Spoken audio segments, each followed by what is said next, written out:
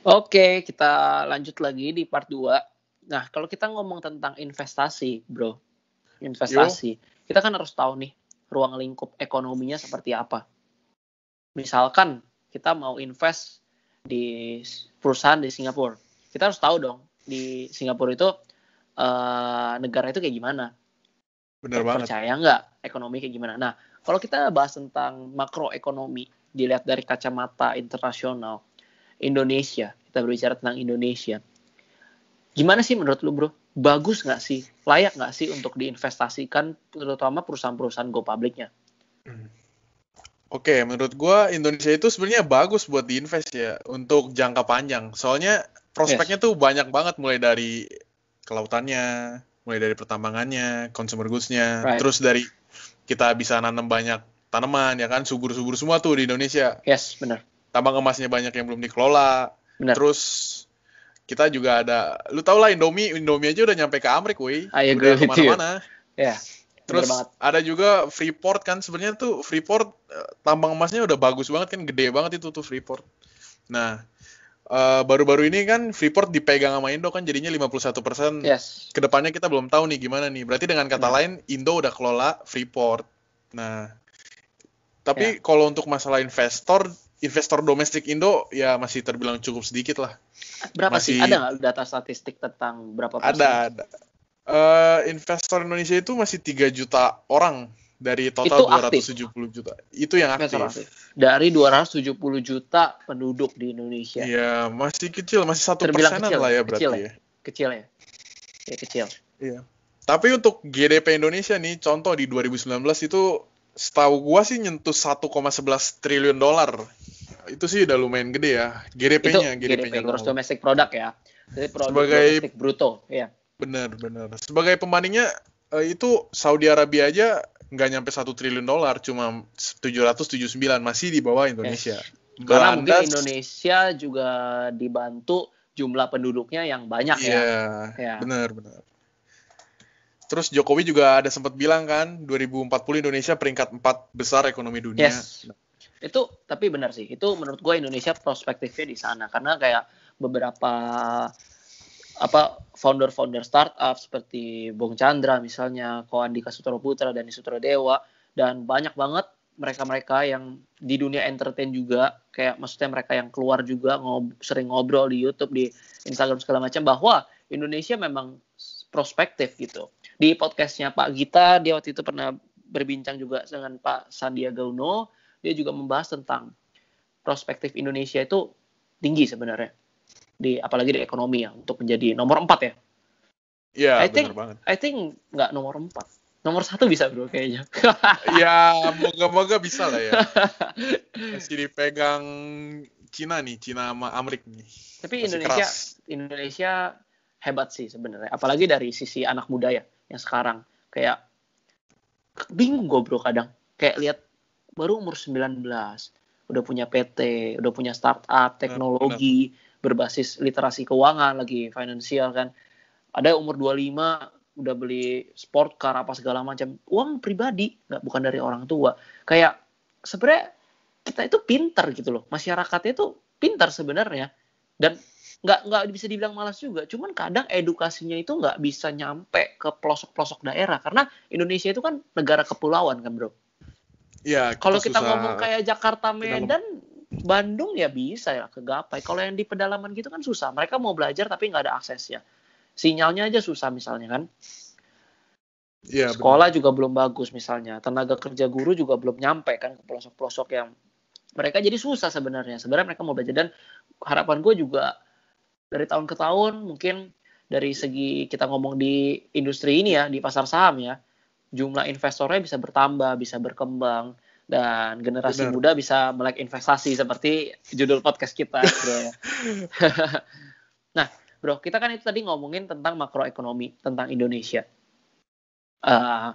Dan lu setuju ya, you agree ya kalau misalnya Indonesia itu Ya, bagus agree. ya ekonomi ya, karena kita tinggal Bagus. di Indonesia. Kalau misalnya jelek nggak usah kita pindah aja gitu ya, nggak usah di Indonesia. Nah,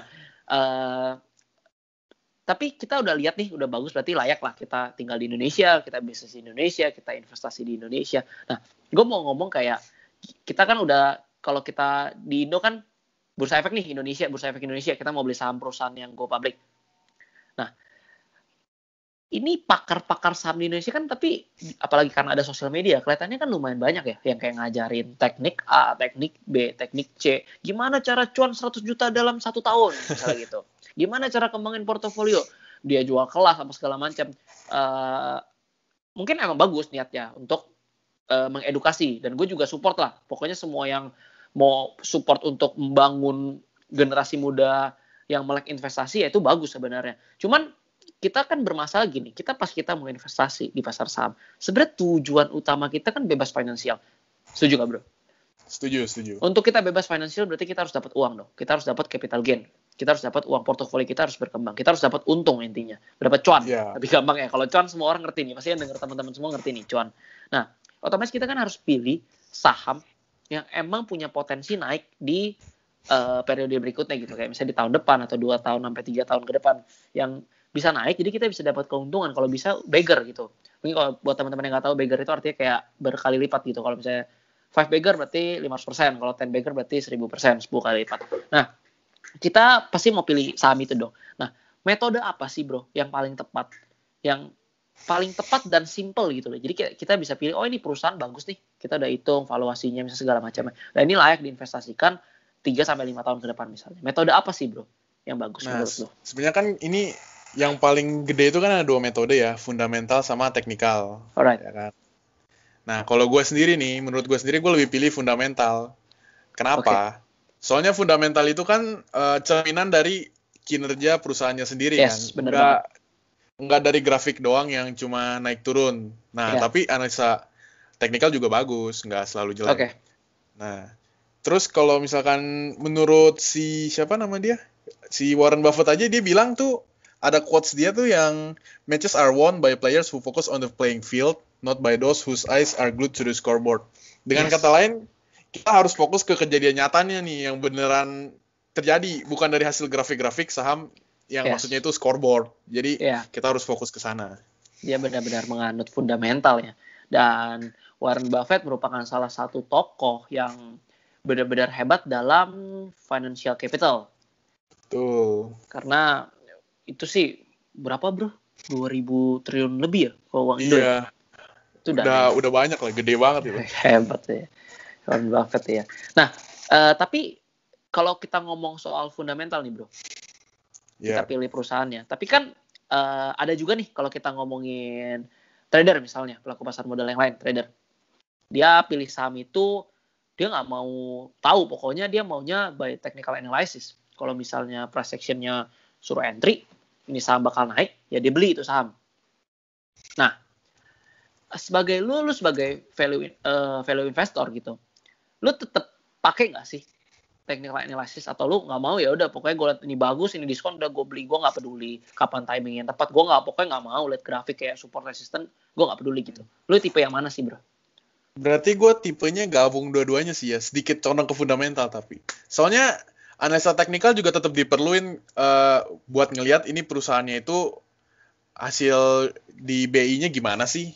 Walaupun dia fundamentalnya bagus, tapi harga di BI-nya jatuh ke harga gocap, ya sama aja. Kan lu bisa lihat misalnya dari 6 bulan terakhir dia harganya turun atau naik gitu kan. Yes. Jadi dua-duanya perlu diimbangin. Karena dari grafik itu menunjukkan pergerakan harga serta psikologis trader dan investor di market ya. Iya, soalnya kan trader Indonesia tuh kebanyakan penganut teknikal ya mungkin ya. Jadi mereka benar banget. Gue setuju kalau ini. Gue setuju. Iya. Oke. Nah, bro, kalau misalnya teknikal, mungkin kalau trader kalau nggak pakai teknikal lucu juga ya. Kecuali dia scalping ya. Kecuali dia seorang scalper. Kalau misalnya scalper, oke lah, bisa lihat dari bid offer, bisa lihat dari broker summary-nya, kayak ini siapa nih yang lagi akumulasi atau siapa yang lagi distribusi. Mungkin ntar kalau soal ini bisa dibahas sama Bro Rangga atau Bro Welly, mungkin ya, mereka yang sering pantengin broker summary apa segala macam. Mungkin kita bisa belajar kalau mau jadi seorang scalper. Cuman kan sebenarnya kita pernah juga ya coba scalping itu, cuman agak susah ya, spekulasi jadinya ya. Jadi berspekulasi ya. Berspekulasi 100%. Jadi kalau mau scalping kadang untung, kadang enggak, kadang dapat, kadang enggak, kadang malah buntung, bukan sesuai targetnya kan. Tapi ada beberapa jadi resiko orang banget. beberapa orang yang emang bisa untung dari scalping ya? Ada ya bro ya? Iya ada. Itu Karena emang contohnya Bro Rangga, ntar mungkin iya, dia untung dari scalping banyak. karena memang gaya trading setiap orang itu berbeda ya. Jadi kita nggak bisa Iya. salahkan juga sebenarnya. Nah, kalau itu kan kita berbicara tadi tentang broker summary, bandarmologi, ya mungkin kita bisa bahas di lain hari nanti. Nah, kalau misalnya fundamental nih bro, kan kayak ya memang value investor ya harus pakai fundamental untuk memilih perusahaannya, ya kan? Nah, Iya benar. lu bisa nggak sih sekalian jelasin dan kasih edukasi ke teman-teman yang nonton ini? Mungkin teman-teman kan banyak juga yang mau belajar tentang cara analisa fundamental, gimana cara cari saham yang perusahaannya itu kinerjanya bagus. Jelasin gimana cara lu analisa suatu perusahaan, misalnya perusahaan A, fundamentalnya kan dari laporan keuangan, apa aja sih indikator-indikator dan metode seperti apa yang lu pakai supaya lu bisa menentukan bahwa saham perusahaan ini harganya sedang murah, diskon, atau ini layak dibeli, atau ini layak untuk diinvestasikan jangka panjang, atau ini udah jelek nih gitu. Boleh jelasin? Oke, berarti ini sedikit panjang ya mungkin ya. Iya. Jadi kan kita mau jelasin indikator nih. Indikator di apa namanya fundamental tuh biasa ada price to earning ratio, itu PER biasanya kan. Yes. Nah, itu tuh lumayan penting. Jadi harga sahamnya dibagi sama laba bersih dikali jumlah lembar saham. Oke. Nah, nanti hasilnya itu kalau misalkan antara 13 sampai 15 berarti itu lumayan bagus. Yes. Semakin kecil itu semakin bagus PER-nya. Berarti semakin, gimana istilahnya, bukan semakin bagus, semakin undervalue. Okay. Ada lagi price to earning growth ratio. Itu harga PER dibagi earning per share tahun ini dikurang earning per share tahun lalu. Dibagi EPS last year dikurangin 1. Okay. Nah, hasilnya itu ada di kisaran mungkin di bawah 1 atau nggak di atas 1, tapi batas normalnya itu 1, terus lebih kecil itu lebih baik berarti. Oke. Gue interupsi bentar ya bro. Buat teman-teman yang dengerin lagi di sini, ini kan lagi si Bro Rian lagi jelasin fundamental analysis. Mungkin teman-teman bisa ambil notes-nya atau misalnya pulpen sama kertas, bisa catat beberapa metode yang Bro Rian pakai. Semoga bisa bermanfaat dan berguna sehingga bisa menunjang metode-metode yang teman-teman gunain dan bisa menghasilkan cuan. Oke, lanjut Bro Rian. Oke. Terus ada indikator lain lagi, price to book value. Itu harga saham dibagi book value per share atau BVPS. Book value per share itu apa? Itu total ekuitas dibagi jumlah lembar saham. Okay. Normal range PBV ini antara 1 sampai 3. Terus kalau lebih kecil itu berarti lebih bagus. Oke. Nah, ada indikator yang saya demen banget ini nih. Ini return on equity ini paling ROE top lah, ya? paling iya ROE. Ya. Itu laba bersih dibagi total ekuitas. Biasa tuh range-nya itu 10 sampai 15%, cuma kalau lebih besar berarti lebih bagus. Oke. Ada juga debt to equity ratio, itu total liability, ya DER. Itu juga buat ngelihat kalau sahamnya itu utangnya banyak atau enggak. Jadi itu total liabilitas dibagi total ekuitas. Oke. Normal range-nya itu sebenarnya 2, cuma kita kalau mau lihat yang bagus itu di bawah 1. 1 range normalnya lah. Terus itu, ada lagi. Sorry gue interrupt sedikit. Kalau misalnya beda sektor itu pengaruh nggak sih kayak angka? Oh iya, pengaruh. Kalau debt equity ratio untuk mining sama manufaktur tuh biasa di atas 2 itu normal. Jadi kita compare-nya head to head lah ya perusahaannya ya. Misalnya head to head contoh yang ITMG, di sektor sama. Oke, misalnya batubara sama batubara, consumer sama consumer. Oke, banking sama banking. Ya, Oke. betul. Lanjut. Terus ini ada lagi yang terakhir ini net profit margin. Oke. Oke. Laba bersih dibagi penjualan bersih. Nah, itu normal range-nya itu biasa di 10%, cuma kalau lebih besar ya lah lebih bagus. Oke. Nah, udah itu aja. Oke. Jadi ini indikator yang bisa dilihat buat indikator yang bisa dipakai buat ngeliat kalau saham itu bagus apa enggak perusahaannya. Oke. Bro Rian, untuk kita lihat kayak misalnya itu kan kita ngomong berarti indikator-indikator yang ada di profitability, solvability, dan liquidity. Nah, itu biasanya Bro Rian itu analisa kayak buka laporan keuangan anualnya, terus analisa sendiri atau langsung buka di RTI? Nah, saya sih biasa buka sendiri ya. Gue sering buka sendiri kan. Daripada kita cek di tempat lain, mending kita cek sendiri nggak sih? Jadi kayak lebih Iya, lebih lebih pasti lah. iya. Kadang kan aplikasi takutnya error ya. Kayak Stockbit aja kadang kayak dividen Iya. harusnya 17 jadi 170 Jadi kayak iya salah ya. betul Komanya mungkin sering. nggak jelas. Nah, ini cukup menarik ini Bro Rian. Kalau kita ngomongin tadi soal kayak return on equity, earning per share, price to book value apa segala macam. Itu kan metode-metode yang kita pelajarin kalau kita bilang di kuliah itu adanya di finance ya, di keuangan. Nah, kalau kita di sekolah di SMA di ekonomi aja mungkin nggak ada kayaknya bahas price to book value sampai gitu kayak nggak ada deh. Mungkin cuma belajar net income aja di akuntansi kan. Sampai belum ada sampai sedalam itu. Nah, sedangkan Bro Rian sendiri kan dulu IPA sekolahnya. Habis itu kuliahnya sekarang IT. Kalau saya kan gue kan emang di finance, emang di manajemen keuangan, emang belajar cara analisa laporan keuangan itu seperti apa. Bahkan kita kerjain kan kadang kalau pas lagi ujian kita pelajarin. Jadi mungkin nggak asing lah dengar kata return on equity apa segala macam. Garis besarnya emang udah tahu sebelum dari semester 1 lah udah tahu gitu. Nah, Bro Rian kan kuliahnya kebetulan IT, nggak ada berhubungan dengan finance nih, ya kan? Nah, itu tahu itu cara analisa fundamental, metode ini apa indikatornya segala macam, itu tahu dari mana ya? Ada yang ajarin mungkin mentornya atau belajar sendiri atau otodidak atau gimana? Coba bisa sharing ke teman-teman juga.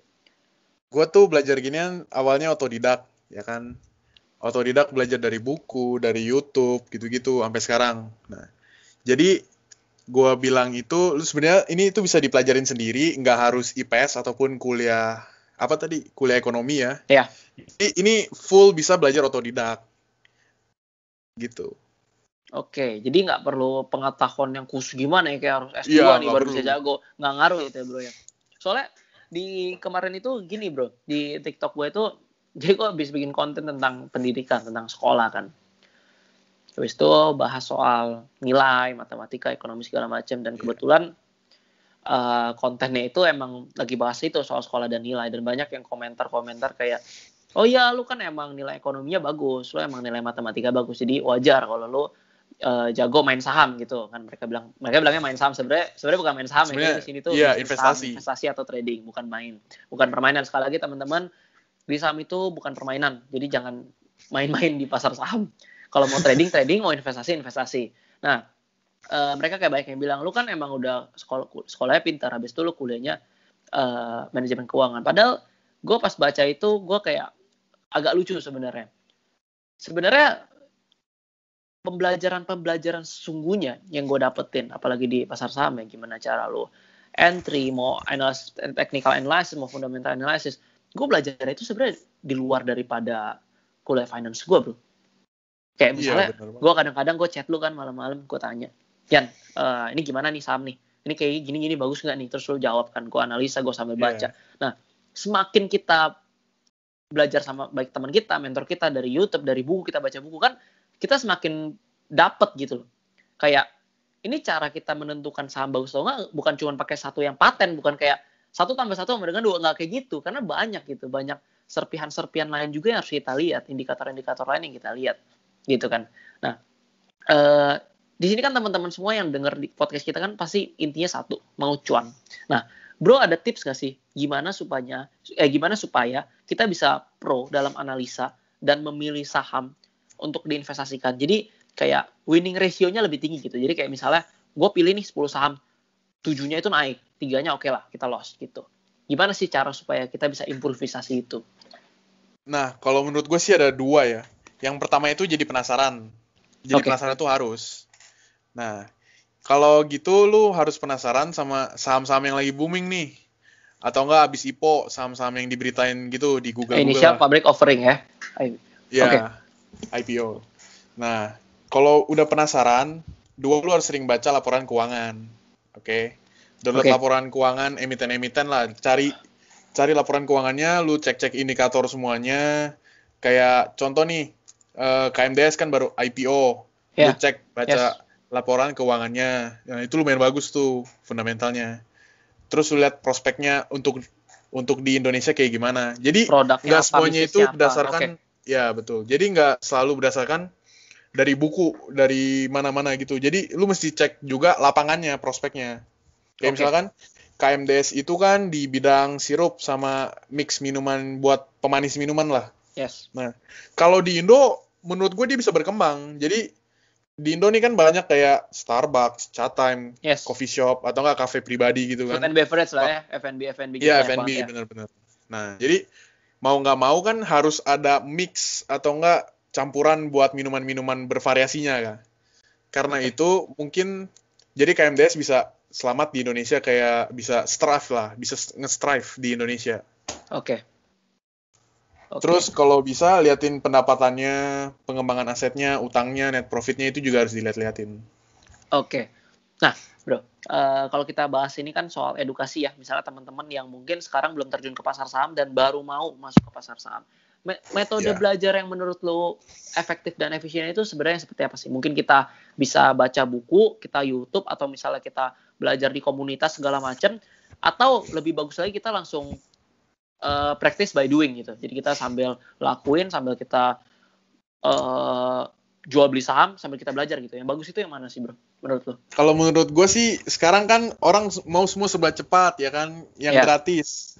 Nah, YouTube tuh bisa, YouTube itu teman baik lu. Soalnya apa aja ada di YouTube. Lu dari mau cara masak, mau berkebun. Nah, dengan kata lain berarti saham juga bisa dong ada di dalam sana. Iya, benar-benar Baca. kita sektor, benar banget. Ya, bener. Nah, habis itu kalau misalkan lu mau keluar duit sedikit untuk belajar, lu bisa beli buku, lu bisa baca sendiri ya kan, bisa beli e-book. Nah, yang terakhir lu juga bisa join SSI, yang pastinya itu SSI.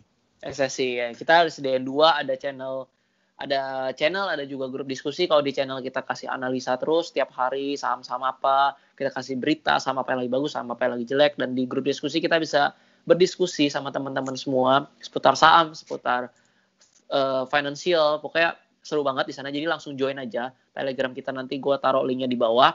Nah, habis itu tadi ngobrolin soal buku ya, bro. Ini cukup menarik.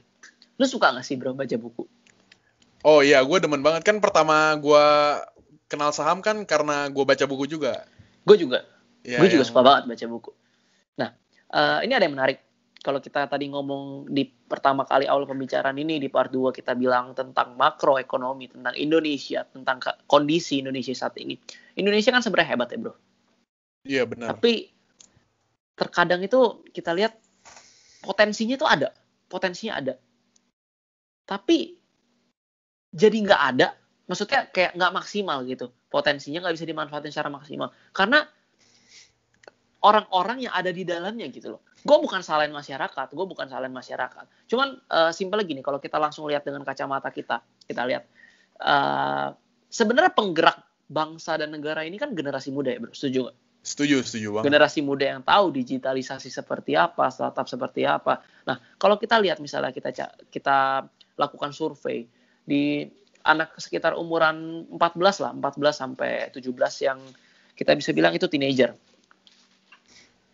Kira-kira menurut bro, banyakan yang kesehariannya spend waktu untuk baca buku lebih banyak atau main Mobile Legend, bro? Ya, gimana ya? Udah pasti Mobile Legend lah ya. Siapa sih yang nggak tahu Mobile Legend? Gue disclaimer dulu ya. Gue nggak bilang lu nggak boleh main Mobile Legend. Gue juga mau bilang main Mobile Legend bukannya nggak bagus gitu loh. Bagus aja sebenarnya, refreshing. Malah kalau lu bisa jadi Just No Limit kan lebih kaya daripada trader malah ya. Hebat ya. Cuman kita balik lagi lah ke topik. Itu kan kalau ngomongin Just No Limit udah atlet ya ngomongnya. Itu udah beda lah. Nah, kalau di sini kan kita baca buku, kita kan mau meningkatkan kapasitas diri kita dari segi knowledge apa segala macam. Dan beberapa buku itu bisa diakses secara free ya, bro. Dari Google kita bisa cari. Cuman dan juga anak-anak itu udah pegang gadget sebenarnya, bro. Udah pegang gadget.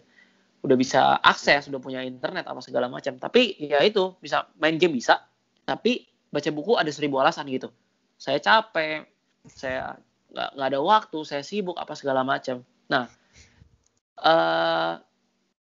gue pengen tanya nih, kayak baca buku itu pengaruh ke kayak kehidupan pribadi lu tuh seberapa besar sih persentasenya, bro, supaya bisa jadi motivasi teman-teman semua mungkin yang belum suka baca buku. Jadi abis dengerin podcast ini mereka bisa, kayak gue harus baca buku deh, gue mulai spend time nih 15-20 menit sehari buat baca buku supaya gue bisa self improvement. Coba bisa diceritain sedikit gak? Mungkin baca buku bisa nge-improve 20% life quality lu ya. Soalnya baca buku itu kan kayak ngasih insight yang nggak pernah lu dapetin di mana-mana. Kayak contoh lah di Intelligent Investor lu dapet kayak istilah-istilah baru yang jarang ada di internet. Yes. Nah, terus kalau misalkan lu baca buku nggak capek kok, nggak perlu lama-lama lah. Kayak lu sebelum tidur baca aja 20 menit, nyicil 2 Enjoy aja halaman, ya. 3 halaman. Iya, enjoy aja Enjoy sambil denger aja. lagu gitu kan. Iya. Jadi nggak harus Iya. dibawa stres gitu, lu bisa sambil nyantai kayak jadi bisa sebagian dari lifestyle lu lah. Jadi Iya, kayak dan lama-lama melekat loh, bro. Pas iya lu udah bener. lakuin sesuatu 21 hari itu menjadi suatu kebiasaan, pas udah 90 hari menjadi suatu lifestyle. Malah kalau nggak baca buku rasanya jadi nggak enak ya, bro. Iya jadi bosen. Soalnya baca buku tuh kayak ngebuka imajinasi lu terus Nah, ini kayak iya. ngebayangin iya juga ya, harusnya gue kayak begini. Iya juga ya, gue harusnya begini gitu. Jadi kayak Intuisi iya, hidupnya nah jadi itu. makin jelas. Dan kalau kata Pak Sandiaga waktu itu saya pernah dengar, saat lu baca buku, saat semakin banyak yang lu baca, lu bukan makin tahu banyak, bro. Lu semakin sadar kalau lu nggak tahu apa-apa sebenarnya. Karena informasi yang Iya. ada di buku itu benar-benar banyak dan luas banget. Itu menarik sih. Teman-teman mungkin boleh coba sih nyicil kayak sehari 10-20 menit itu ngaruh banget sih. Kayak lama-lama jadi kebiasaan baik yang kita jadi addicted gitu loh. Kayak bagus Iya, gitu. Nah, benar. oke bro, ini udah cukup panjang juga di part 2. Kita udah harus akhiri. Tapi sebelum kita akhiri, gue pengen tanya. Ini mungkin yang ditunggu teman-teman semua. Kondisi sekarang nih, market IHSG. Udah layak belum sih bro untuk masuk atau kita untuk mulai investing, kita masukin portfolio kita mungkin nyicil atau lamsam atau udah cocok belum sih bro kondisi Nah, sekarang? kalau menurut gue sih sekarang masih wait and see ya. Soalnya kan masih bisa turun nih, masih goyang banget nih, masih ada kemungkinan turun banget. Soalnya kondisi kan masih begini, masih corona, terus Yes. masih ada Yes. sentimen-sentimen negatif, terus ada lagi kan Yes. berita kalau bank-bank di Indonesia itu money laundering, Oh iya itu yang berita berita udah baru, bocor kemana-mana ya. ya jadi Parah banget. masih kurang kondusif lah. Jadi ya mending wait and see dulu kalau menurut gua. Oke bro, kalau boleh tahu lu sekarang posisinya full cash out apa ada portofolio di dalam? Nah, kalau gua sekarang setengah cash out, setengah ada portofolio. Jadi Jadi ada 50% gua data. siapin dana cadangan nih kalau misalkan IHSG bener-bener rontok ke bawah. Jadi gue bisa masukin lagi. Terus setengah masih di portofolio. Jadi kayak portofolio yang fundamentalnya bagus banget. Kayak perbankan gitu gue masih pegang. Oke, yes. Oke. Thank you banget Bro Rian. Yo. Kita bisa rest sebentar dan kita akan masuk ke part 3 teman-teman. Jangan lupa nonton part 3 karena part 3 maksudnya jangan lupa dengerin bukan nonton. Jangan lupa dengerin karena part 3 benar-benar bagus banget khususnya bagi kalian yang masih teenager, masih sekitar umur di bawah 23 tahun, 22 tahun tuh benar-benar bagus banget karena Bro Rian bakal jelasin tips-tips gimana cara kita waktu yang tepat untuk mulai investasi, gimana cara kita atur keuangan dengan bijaksana, gimana cara kita saving, gimana cara kita biar memilih circle yang bagus dan kita bisa konsisten bertumbuh baik dalam portfolio dan juga kita bisa self improvement di dalam kehidupan. Stay tune teman-teman semua. Kita ketemu lagi di part 3. Thank you Bro Bye. Rian. Thank you.